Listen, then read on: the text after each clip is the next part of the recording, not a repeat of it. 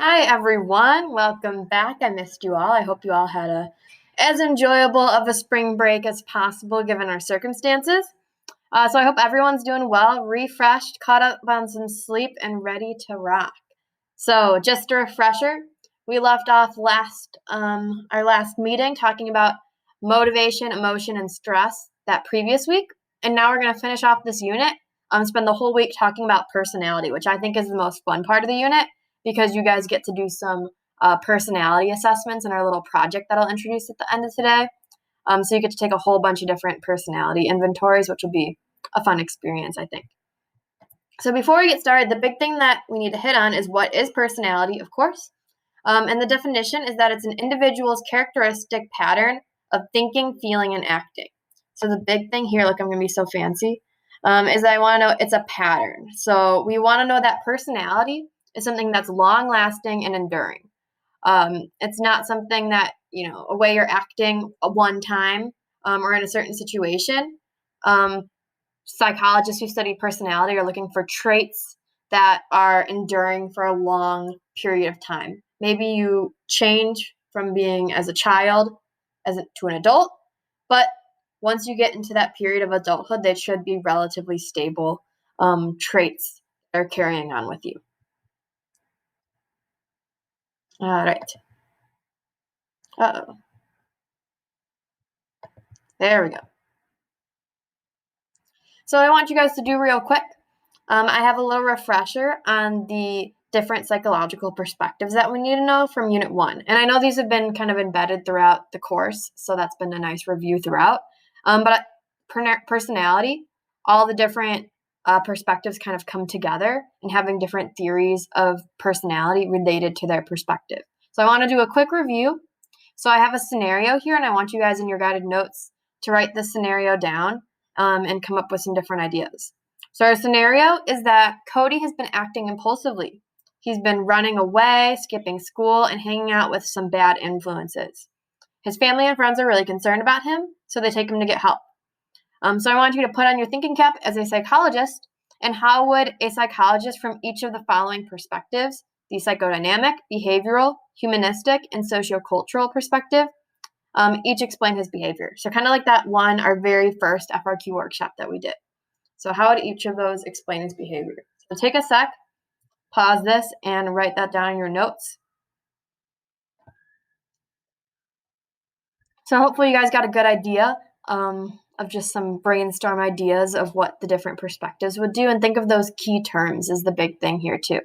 So for psychodynamic, we know that that's all about unconscious drives, and that's what we're going to be talking about today actually, is a psychodynamic perspective. But think unconscious needs and desires, repressed memories, all about our buddy Freud. So here, again, you guys could have something different, but what I was thinking is maybe he's fulfilling some unconscious need or desire that's being buried away from his conscious awareness. So maybe he has some unconscious desire he doesn't realize that's causing him to rebel. And then behavioral, remember that's all about the rewards and punishments.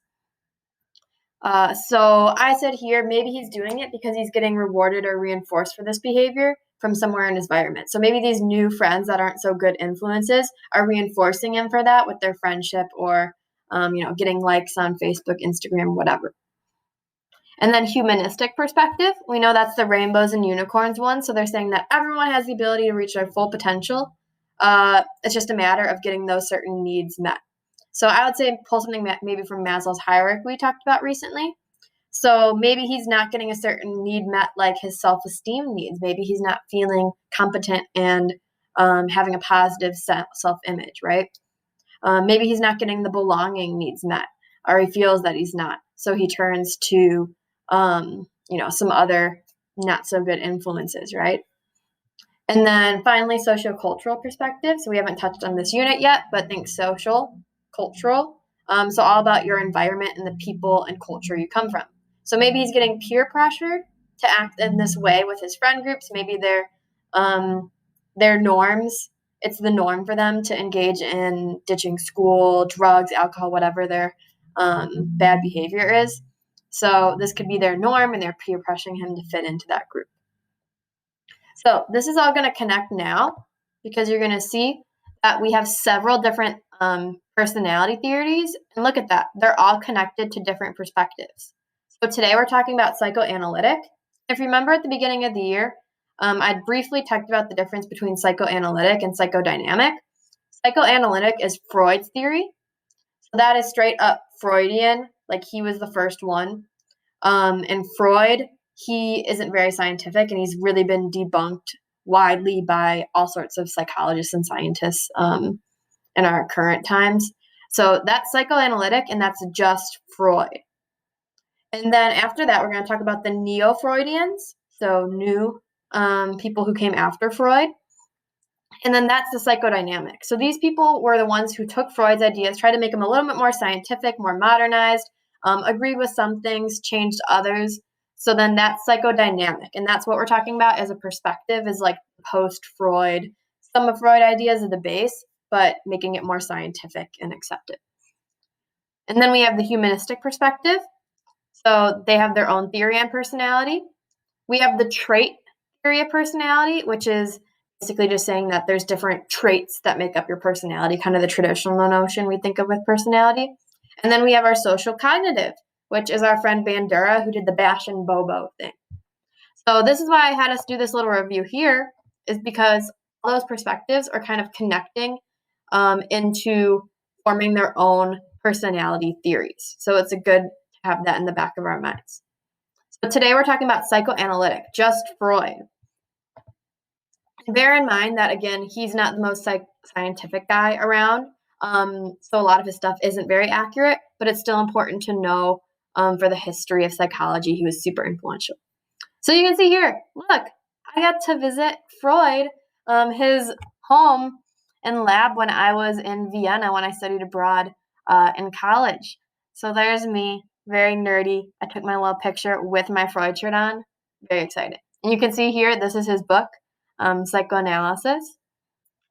So very cool to see. And again, when you were in there, they recreated his whole setup of what, we talked about the traditional notion of therapy where you're lying down on the chair, revealing all your problems, saying your repressed memories as a child. And they kind of reset that up, which was interesting to see. So first, what we got to know for Freud is that in his personality theory, he has the idea of 3 psychological selves.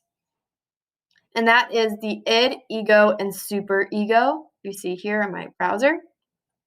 And then first we need to know is that he kind of uses this whole iceberg analogy. So he says that there's 3 levels of consciousness. And remember, consciousness is like being awake. So if you're conscious, you're awake. If you're unconscious, it's out of your awareness. So conscious, awake, aware. Unconscious, out of your awareness. So he says there's 3 levels of consciousness: conscious, preconscious, and unconscious. And then within those all your 3 psychological selves. So some you don't know about and are unconscious, and others you're more aware of that are in your conscious. So let's break down these 3 levels of consciousness first. So again, conscious, this is above water. So look, you're above water. This is what we're aware of. It's above the sea. We can consciously think about it. So say our conscious memories, we're aware of those and we can pull them out and think of them. Pre-conscious, this is here. So you're kind of right below the water, right below surface level. So it's still unconscious, but it can be easily accessible and pulled into our conscious awareness. So these aren't things that are like repressed and buried down, but they're still not fully there, but you can pull them out. And then we have the deep, deep, deep unconscious, all the way underwater in the deep sea. So these are like your repressed memories that you buried away, your thoughts, urges, desires that you can't express. So Freud's super duper into like sexual things. So he's saying that everyone has these repressed kind of sexual desires that society prevents us from expressing. So they're in our unconscious, but they're still driving our behavior. So these are our repressed kind of sexual thoughts and urges that are outside of our conscious awareness. And like I said, within those levels all are 3 psychological selves that he thinks make up our personality. So we know kind of the different, if you ever seen one of those cartoons as a kid, right? The little, you're trying to make a decision. You have the good angel, the devil. on your shoulder, talking, trying to make you decide.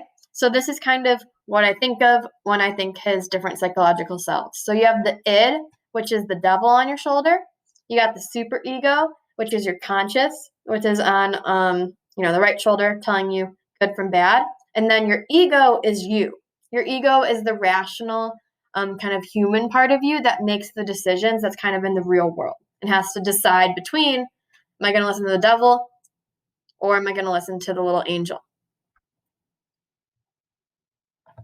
So you can think here, again, if you ever watch the lovely Emperor's New Groove, Pull the Lever Kronk, you have Kronk deciding between id versus superego, and his ego is the rational part of him that kind of listens to both and has to decide. So first, the id, this is like the most primitive part of our personality. It's the me part of our personality. So it's super needy, super selfish, super greedy. So it's what wants to satisfy all those kind of innate urges that you have, your biological needs, so obviously hunger, thirst, and then your more sexual innate desires. And this operates on the pleasure principle, which is essentially just the impulsive selfishness idea of like a baby. So I think of this pleasure principle as like a baby operates on this. It's fully pleasure principle. It just wants what it wants. It doesn't care about anything else. It's just super needy, and it wants its diaper changed. It wants its to be fed. It wants its bottle. And it's going to cry until it gets it. So it operates surely on the solely on the pleasure principle, and that it's super impulsive and completely selfish, and only cares about its own needs and won't stop until those needs, its pleasures, are satisfied. And this is fully in the unconscious here. So we don't consciously think about it, but it's still this unconscious stuff that's driving our behavior. And then we have our superego. So our superego is the complete opposite of the id.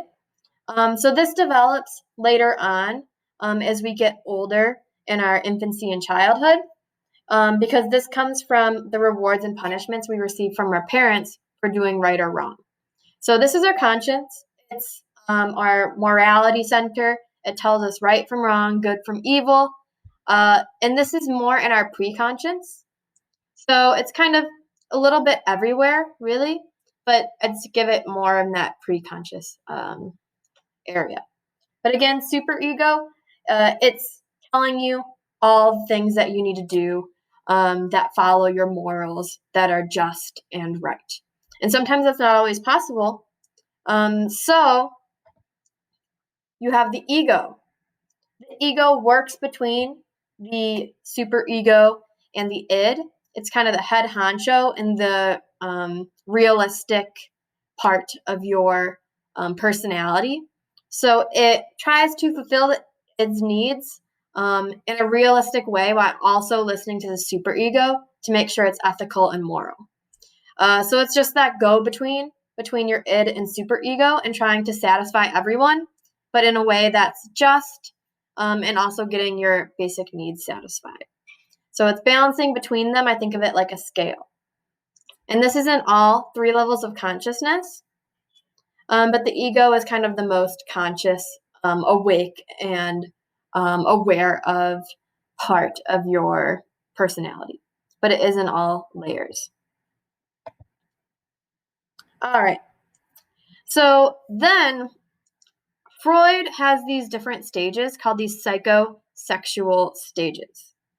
And what these are 5 stages that we have to go through. So this is kind of hitting on the developmental unit almost. So he says there's 5 stages that we have to go through in our development that kind of form our personality, because if we don't go through this stage correctly, there's going to be some kind of issue that will then negatively impact our personality. But if we overcome this stage in a positive manner, then we'll have a normal, well-functioning personality and behavior. So these are called Freud's psychosexual stages, and there's 5 of them. And what we need to know for each of these is that each stage has a pleasure center. So these are these psychosexual stages, remember? So they're all typically kind of connected to some kind of sexual part of your body. So what part of the body is the pleasure center at for each stage is important to know. And then there's also a challenge to overcome. So we're going to talk about one would be like potty training, or another one would be weaning off breastfeeding. So in each stage, there's a challenge you have to overcome. And then if you don't overcome this challenge, or your parents don't do a good job of like interacting with you during the stage, you get what's called a fixation. So fixation is when you just get stuck in a stage. So you didn't properly overcome it for whatever reason, and this is going to cause you problems later in life. So you didn't overcome the stage properly, and now later on, this is going to impact your behavior negatively as you go into adulthood and reach your personhood. So let's get started here. The 5 stages are the oral stage, anal stage, phallic stage, latency stage, and then the genital stage. So you'll see these are through childhood, and then the genital stage lasts once you go through puberty for the rest of your life. So up first, we have the oral stage. So this is from birth to 1 year. So oral, obviously, you can think of mouth. So where the pleasure is derived is from your mouth, which makes sense because this is when babies are breastfeeding. So you think babies have pacifiers, they're breastfeeding, they're kind of sucking and putting everything in their mouths at this stage. So this would be the pleasure center, is the mouth. And the challenge you're overcoming is overcoming dependency. So trying not to be dependent on your parents. You're wanting to become more and more independent and self-reliant.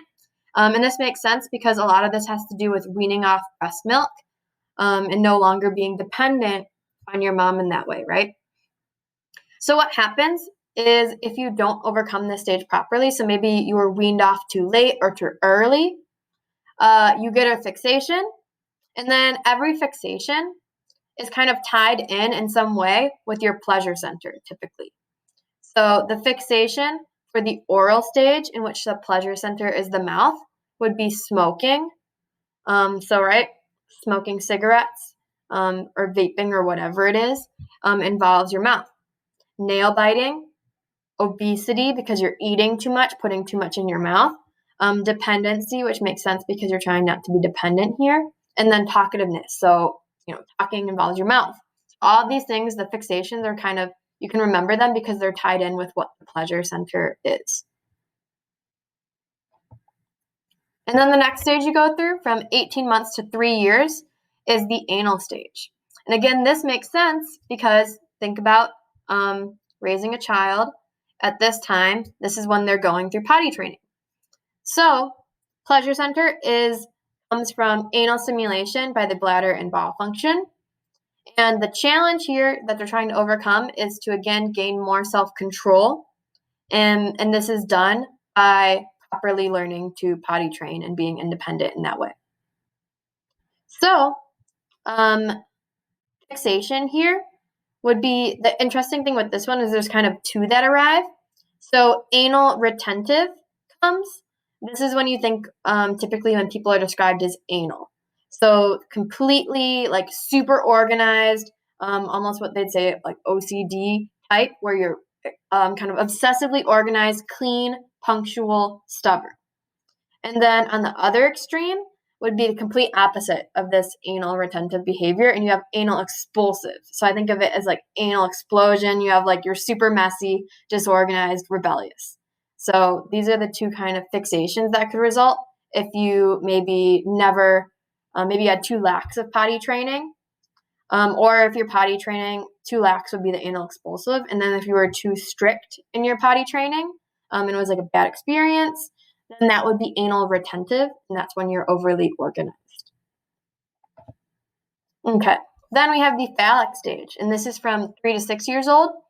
And now here, phallic, that's kind of a synonym for things related to your genitals, so this is the genital area.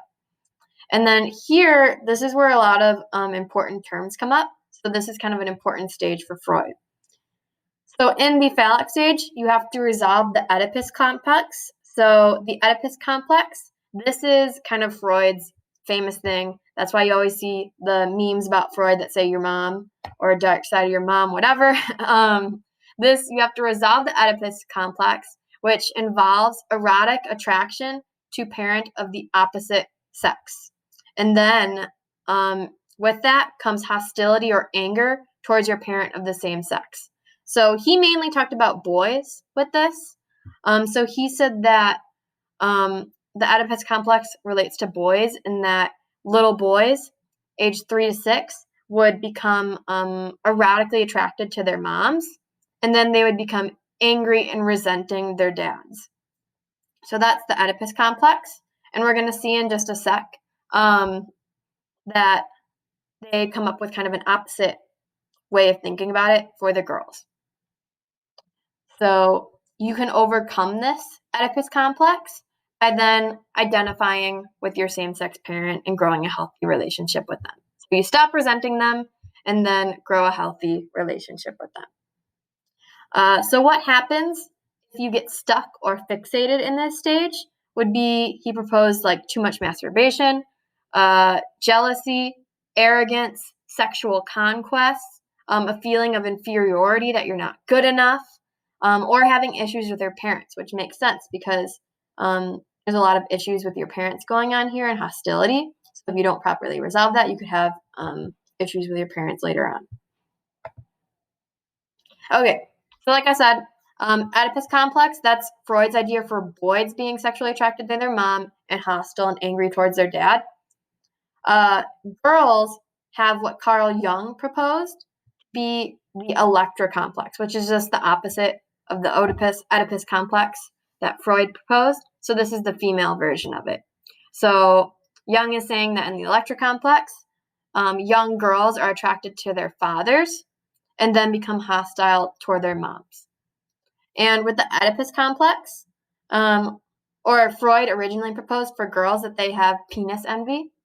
And this is saying that girls desire to have a penis, and that usually results in their why they are mainly attracted to men. And then Karen Horney comes back. She's an important one. Karen Horney comes back and says that, no, Freud, you're wrong. Actually, it's that men have womb envy. So stop criticizing the woman here and listen. The men have what we call womb envy, in which men are actually jealous of women being able to become pregnant because they don't have that ability. So instead of penis envy, she says that there's womb envy. And then she's a neo-Freudian. So you're going to see she's one of those who agrees with some things of Freud, but also disagrees with many of his ideas. Whoop. All right. So once they get through this phallic stage, then this moves on to the peaceful latency phase. So this stage goes from ages 6 to puberty. So it's a pretty conflict-free period. You don't really need to know anything about this. There's not really like a huge challenge that you have to overcome or a pleasure center. It's kind of like a break that happens in your stages. So stage 4, latency is just kind of a conflict-free break. Sexual feelings are kind of being repressed. So you don't have really anything that they're dealing with at the moment. And then girls typically hang out with other girls. Guys are hanging out with other guys. And this is kind of because you then identified with your same-sex parents. So this is kind of the ew, cooties phase of the psychosexual stages. But overall, it's a pretty healthy, positive time. There's no real conflicts they're overcoming. All right. Final stage is the genital stage. So this is from puberty onward. So this is kind of the stage that once you get past the other ones, you're going to be in kind of for the rest of your life. So the pleasure that you derive is now not only from you and your body, but it comes from forming mature sexual relationships with other people. So it's extending outward to others, and it's not only just yourself anymore. And the challenge that you're overcoming is trying to find a positive kind of work, love, life balance. So you put energy into healthy activities, finding a balance between love and work, and then you're kind of overcoming that challenge. But again, this is kind of the phase that you're in for a while. So this makes sense. There's no real fixation here because, again, this is kind of the phase that you're going to be in for the rest of your life. But if you're having issues with previous stages or maybe some things going on right now, you would have issues developing those mature sexual relationships and then could potentially even have what do you say, like sexual perversions, someone who is a pedophile or something like that. Okay, finally, then Freud, again, just noting a lot of these things, right, are not scientifically proven, and a lot of them have been kind of widely debunked as wrong or incorrect. Right, a lot of these things, so it wouldn't make sense when we're talking about sexuality, of this, how this forms. So again, a lot of these are really widely debunked. So just keep that in mind, but it's still important to know for the history of psychology. Okay, so now, final thing. So remember we talked about id, ego, and superego. I'll put this back up here. So you got your ego, which is your rational part that's making the decisions between the id and your superego. And Freud claimed that there's 7 different defense mechanisms that help protect us, that our ego kind of, it doesn't want to get hurt and it doesn't want to go through emotional stress or anxiety. So the ego, just like our body, has kind of unconscious ways of protecting itself. So say that you're fighting off getting sick. You're not consciously doing that. All the things going on in your body, the actions that are happening to prevent you from getting sick, to fight off those T cells and all that, that's not something that we're consciously thinking about. So he said the same thing goes on mentally. So Freud claimed that the ego protects itself from stress and anxiety by using 7 different unconscious defense mechanisms. These are things that our mind kind of unconsciously does without us realizing to help protect our ego from getting bruised. So the one that kind of creates all others, the big head honcho of the defense mechanisms that we already know about, is repression. So we talked about repression. Again, that's just bearing down any negative or traumatic experience. So anything that produces anxiety or stress, we repress it and throw it out of conscious awareness so we don't think about it ever again. And then the 7 main ones besides repression are all of these guys. So we should know these for AP. They like to ask about them. I posted that little FRQ terms that have been used frequently, and a decent amount of these show up. So you want to know these pretty well. So I'll go through, and it's a good idea to not only know the definition, but also have some kind of example to pull from. So say you have an FRQ with one of these, you want to be able to pull a term and then explain it and apply it by giving an example. So we have regression. So this is one we might be familiar with if you say that someone's regressed. So this means that they're behaving in a more immature way that would be characteristic of a previous stage. So when someone regresses, they're moving backwards. They're taking a step back. So you're regressing. An example would be wetting your pants. So say you went through the anal stage, you did your potty training, whatever, and you moved on to a next stage. Regression would be wetting your pants because you're moving back to a behavior that was in the previous stage. Then we have reaction formation. So this is kind of your hypocrites here. So this is when someone acts in complete opposite to what their true feelings actually are. So let's say that someone's struggling with their sexual orientation, then they're going to go and bully someone in the LGBTQ community or something like that. So they're uncomfortable with their true self, so they're going to be acting complete in the opposite way and lashing out and acting in opposition to their true feelings. Or say, think like little kids, you have a crush on someone, so then you're going to be mean to them or something like that.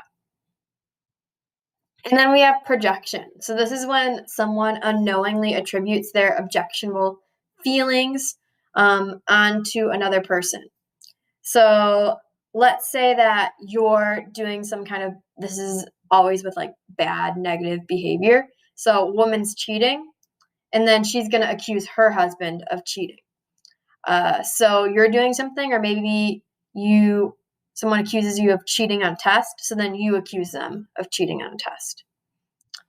So you're attributing your bad behavior or feelings to someone else.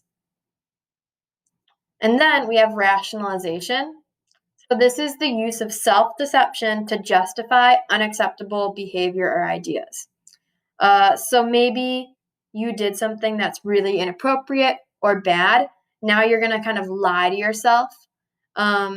This is like George Costanza in Seinfeld. He's like, it's not a lie if you believe it. So you're using self-deception to justify an unacceptable behavior. So maybe you cheated on a test and you're going to say, okay, everyone else did it, so it's fine. Or you cheated on a test and you're going to say, well, like, I needed to do it because I've had such a hard life and blah, blah, blah. So you're trying to rationalize and use some self-deception to make it seem like your behavior was called for and justified and okay. And then we have displacement. So this is when you take your anger out on someone else. So say you had like a really bad day at work and your boss was mean to you, then you're going to come home and like take it out on your sibling and be super mean to them because they're kind of like a safer individual to take it out on. You can't take it out on your boss because you get fired, but you can take it out on your little sibling or something, right? And then we have sublimation. And this one is when you have forbidden impulses or something that's a negative behavior, then you're going to divert that into something that's actually positive. So a perfect example of this is from Mean Girls, Regina George. She's super aggressive and mean. So she's going to channel all that anger into something that's actually a socially desirable or acceptable activity, which would be her joining the lacrosse team and taking all that anger out on the field in a positive, constructive way. And then we have denial. So this is pretty obvious one too that we should be used to. And this is when you're just completely refusing to accept the reality when something bad happens to you. So say there was a death in the family, or you're refusing to accept that you had a drinking problem, you had an intervention, whatever. You're just completely refusing to accept the fact that there's a problem. You're in complete denial of it and shoving it to the side and thinking it never happened. So again, being able to know those and provide your own example that works for you of each of those is a good thing to know come our AP exam. So that is that for today. Again, knowing those defense mechanisms, knowing the different stages in Freud's psychosexual stages, knowing where the pleasure area is, what the challenge they're overcoming is, and then what the fixation is if you get stuck in those stages is important. And then knowing the id, ego, and superego and what those are all about and kind of the characteristics that come with those. So all those are good to know. So our homework tonight, for our exit slip, it's kind of tied in with our homework. So I put a bunch of practice problems that would originally have been just on like a worksheet, but I thought it would be easier this way. So I put a bunch of practice problems with these defense mechanisms. So kind of multiple choice, trying to get a scenario and then identify which defense mechanism they're using. So you can complete that kind of exit slip / homework. And then you can begin your personality inventory project. So that is linked in with all our stuff today and on our little the guiding doc for e-learning that I have. So take a look at that. It's going to be due Friday. Also when we have our summative FRQ for this unit. So personality inventory project, what you can do is get started with the type A/B personality test because we already talked about what type A and type B people are. So you guys can take this little test to see which one you are. And then you can also complete the thematic apperception test. So this is what we're going to be talking about tomorrow with the Neo-Freudians and the psychodynamic perspective of personality. So you guys can take that and kind of be ready to talk about that tomorrow for our next e-learning lesson. And then we got mods 57, 58. And remember, again, FRQ, a summative FRQ on Friday because the unit is ending on Friday. All right. I hope you all have a lovely day. See you guys later.